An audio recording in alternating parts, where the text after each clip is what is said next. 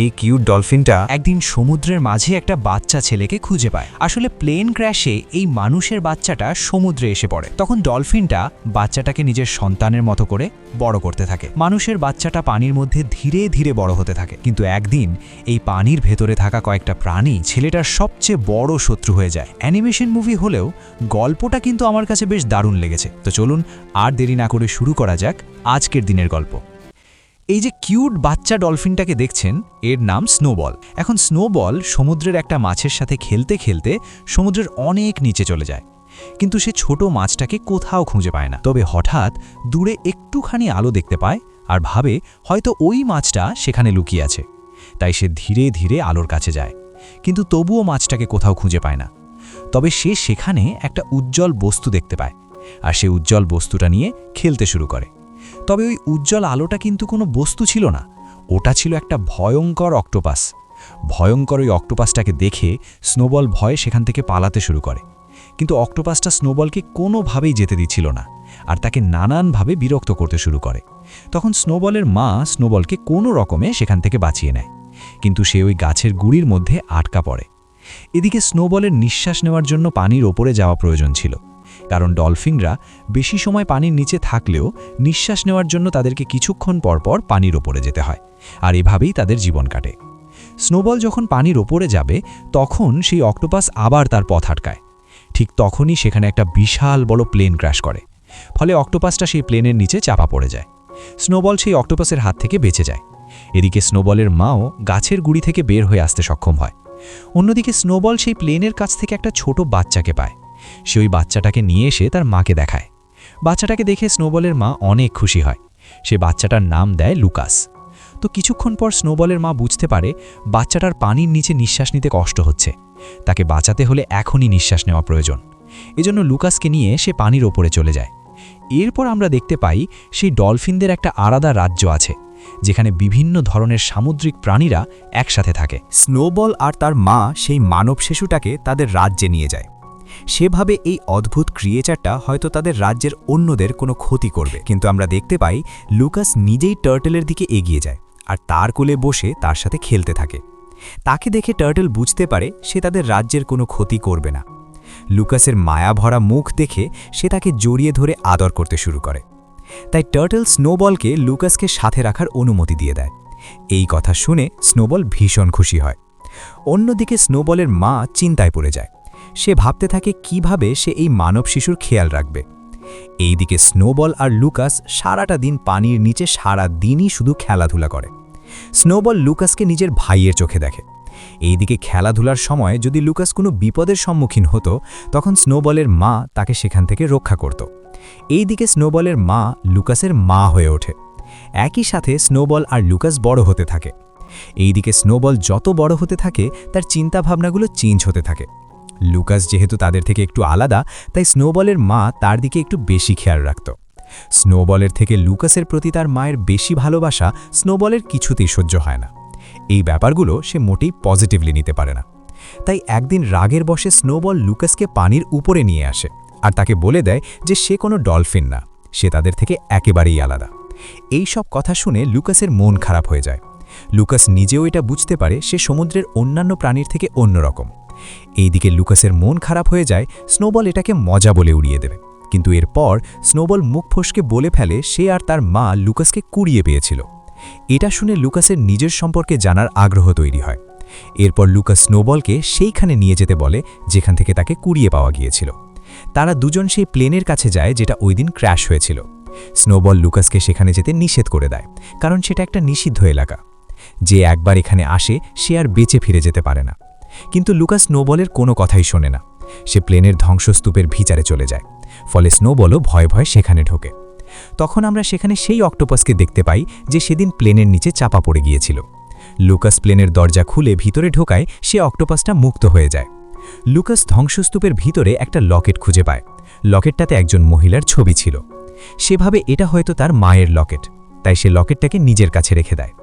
এরপর লুকাস আর স্নোবল সমুদ্রের নিচে থাকা এক ধরনের ছোট পোকা যার নাম প্ল্যাঙ্কটন সেগুলো খেতে শুরু করে আর খেলতে থাকে।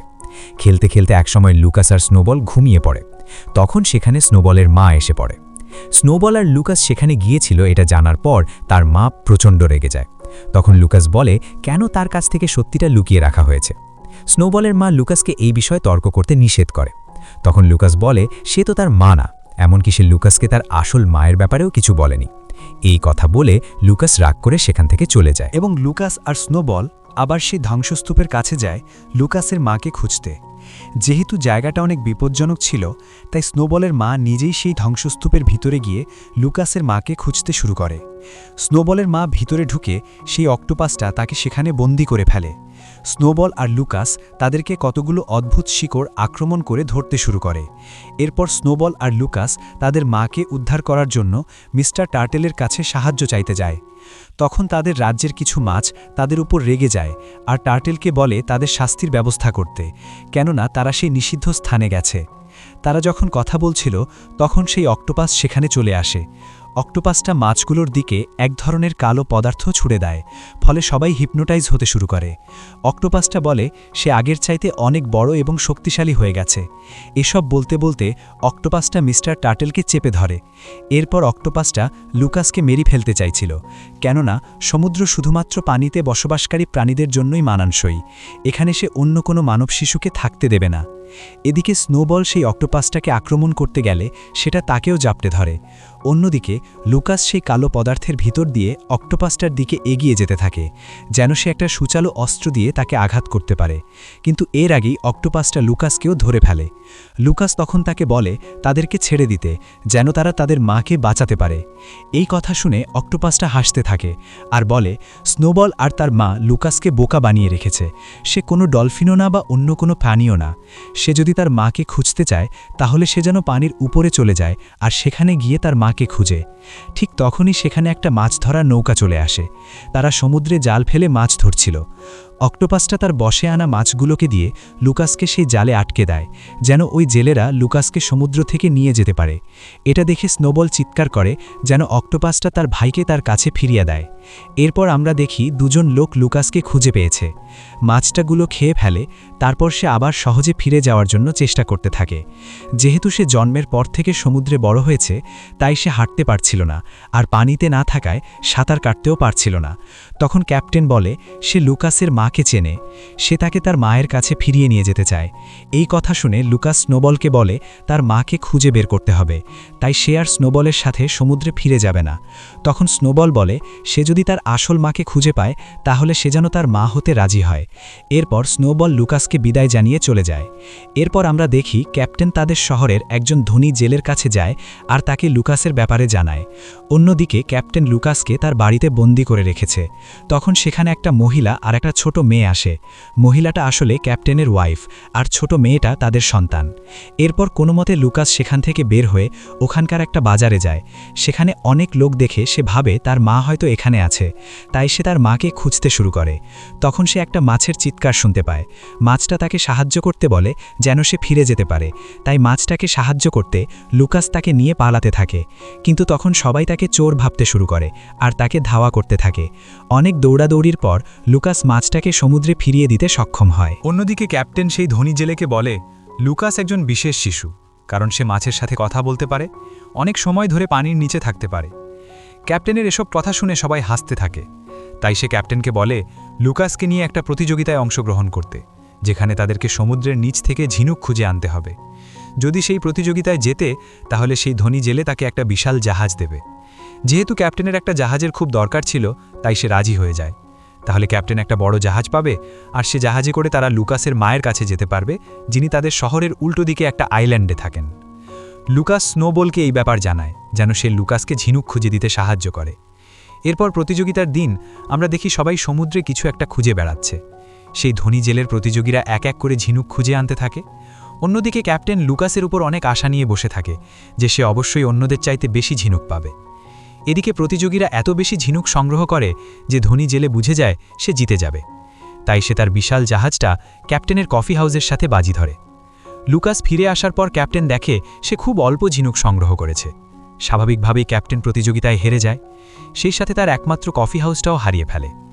সেই ধনী জেলে চলে যাওয়ার পর লুকাস ক্যাপ্টেনের দিকে একটা মুক্তা এগিয়ে দেয় আর বলে এবার আমার মায়ের কাছে নিয়ে যাও। ক্যাপ্টেন মুক্তাটা দেখে খুশি হয়ে যায় আর সে দেখে লুকাস যতগুলো ঝিনুক নিয়ে এসেছে সবগুলোর মধ্যে মুক্তা আছে। এত দামি মুক্তা দেখে ক্যাপ্টেন অনেক খুশি হয়ে যায়। ঠিক তখনই কেউ একজন তাদের নৌকায় অ্যাটাক করে। ক্যাপ্টেন মুক্তা চুরি হয়ে যাওয়ার ভয়ে সেগুলোকে গিলে ফেলে। এরপর আমরা দেখি ক্যাপ্টেন আর লুকাসকে এক আদিবাসী মহিলা তাদের জাহাজে বেঁধে রেখেছে। তারা ক্যাপ্টেনের কাছ থেকে মুক্তাগুলো চুরি করতে চায়, কিন্তু লুকাস জানিয়ে দেয় ক্যাপ্টেন মুক্তাগুলো খেয়ে ফেলেছে। এটা শুনে আদিবাসীরা ক্যাপ্টেনকে কিছু ফল খেতে দেয় যেন তার পেট থেকে মুক্তাগুলো বের হয়ে আসে। এরপর আদিবাসীরা মিউজিক বাজাতে শুরু করলে ক্যাপ্টেন তাদের সাথে নাচতে থাকে। এক পর্যায়ে ক্যাপ্টেন গান শুরু করে। তারপর তারা ক্যাপ্টেনের হাত এবং চোখ বেঁধে ফেলে। তারা বুঝতে পারছিল না ক্যাপ্টেন এই গান কিভাবে জানে। এরপর তারা ক্যাপ্টেন এবং লুকাসকে নিজেদের লিডারের কাছে নিয়ে যায়। এখানে আমরা দেখি ক্যাপ্টেনের সাথে থাকা সেই বৃদ্ধ লোকটাও তাদেরকে ফলো করছে। আর তাকিয়ে আমরা দেখি সমুদ্রের নিচে কিছু খুঁজে বেড়াচ্ছিল, আর সেই লুকাসের লকেটটা খুঁজে পেয়েছিল। আদিবাসীরা ক্যাপ্টেনকে বেঁধে তাদের রেড আইল্যান্ডে নিয়ে যায়। ক্যাপ্টেনের এই আইল্যান্ডের বর্ণনা শুনে মনে হচ্ছিল সে আগেও এখানে এসেছে আর এই জায়গাটা তার কাছে বেশ পরিচিত। এরপর তারা ক্যাপ্টেন এবং লুকাসকে এক বৃদ্ধ মহিলার কাছে নিয়ে যায়, যিনি এই আইল্যান্ডের প্রধান ব্যক্তি ছিলেন। ওই বৃদ্ধ মহিলার জন্যই আদিবাসী মেয়েরা মুক্তা চুরি করতে গিয়েছিল, কারণ সেই বৃদ্ধ মহিলা মুক্তার গুণা দিয়ে এক বিশেষ ধরনের স্যুপ বানাচ্ছিল। এদিকে আমরা দেখতে পাই সেই বৃদ্ধা আর ক্যাপ্টেন নিজেদেরকে আগে থেকেই চিনত।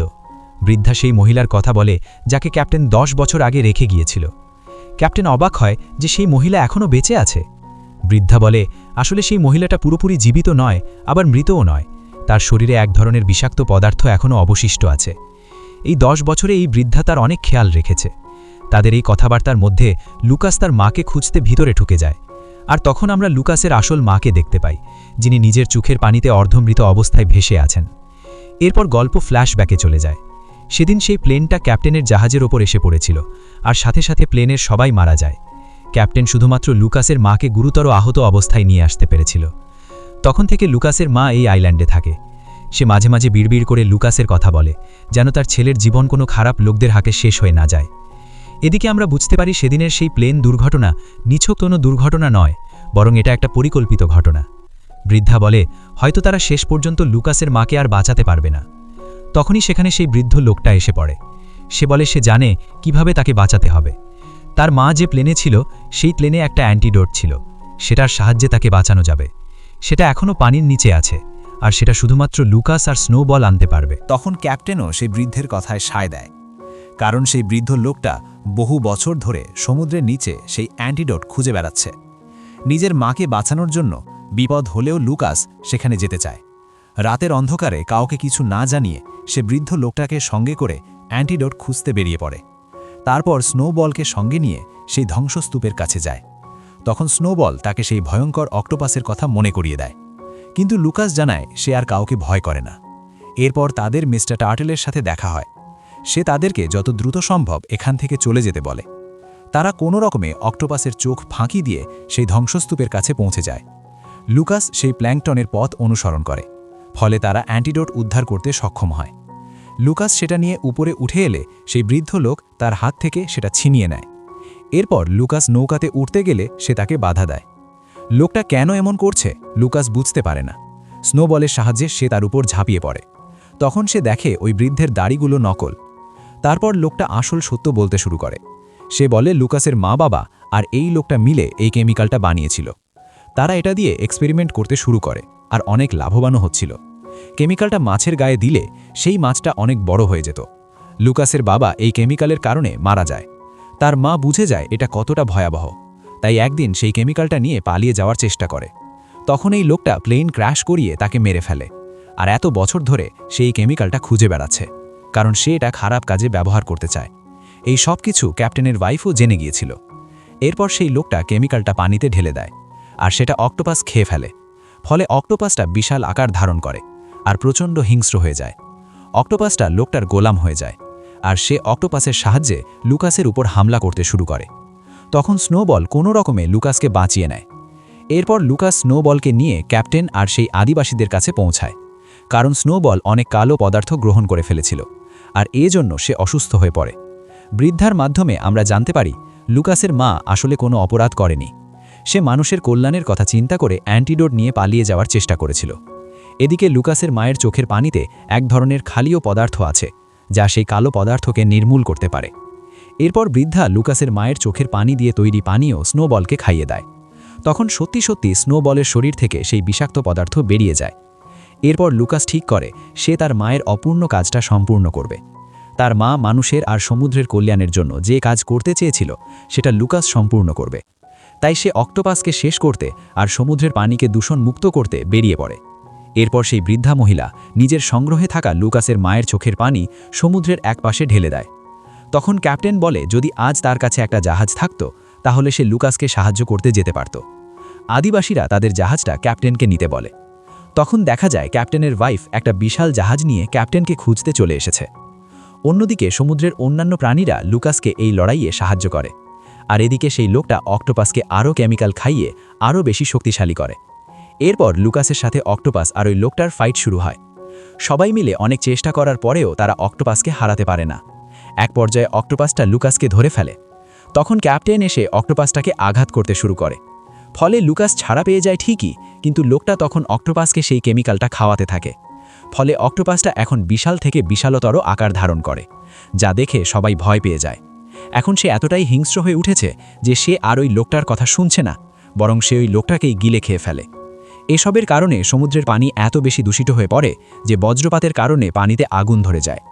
এক পর্যায়ে নিরুপায় হয়ে লুকাস কাঁদতে শুরু করে। তখন সে বুঝতে পারে তার মায়ের মতো তার চোখের পানিতেও সেই ক্ষারীয় পদার্থ আছে। তাই এবার সবাইকে আর সমুদ্রের পানিকে রক্ষা করতে লুকাস নিজের জীবন বাজি রাখার সিদ্ধান্ত নেয়। সে ওই অক্টোপাসের উপর ঝাঁপিয়ে পড়ে, আর তার চোখের পানির কারণে অক্টোপাসের শরীরের সেই কেমিক্যাল নষ্ট হয়ে যায়। ফলে সেটা আগের মতো স্বাভাবিক হয়ে যায়। কিন্তু এর সাথে সাথে লুকাসও সমুদ্রের পানিতে হারিয়ে যায়, আর তার মৃত্যুও নিশ্চিত ছিল।